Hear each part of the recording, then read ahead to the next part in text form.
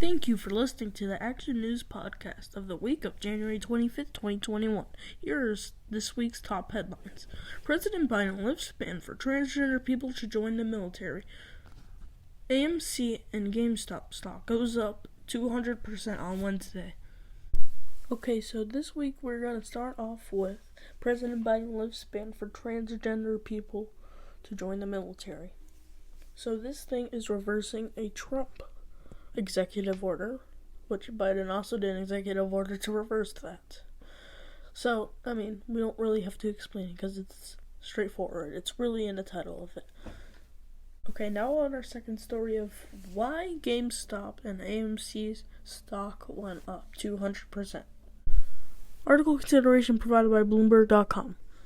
How did this all start, you may be asking? Online brokerage, Robinhood Markets, Inc., and other app-based platforms have brought a new wave of at-home traders into the market, many of them working from home, idled by the pandemic. And, well, of course, the people, none other in Reddit, on r/Wall Street Bets, are the reason for GameStop and AMC to go up 200%.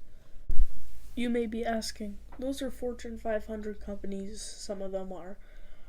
Why would you invest into them? Well, it's because their things are dirt cheap right now, because GameStop, they're not doing the best, and especially AMC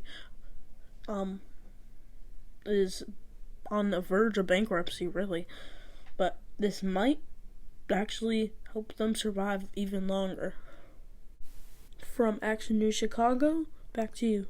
Apple recommends to update to iOS 14.4, the latest release to fix some security vulnerabilities. We will be back after the short intermission.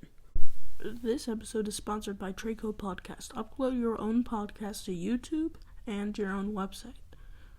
And the best part is it's free, no RSS needed.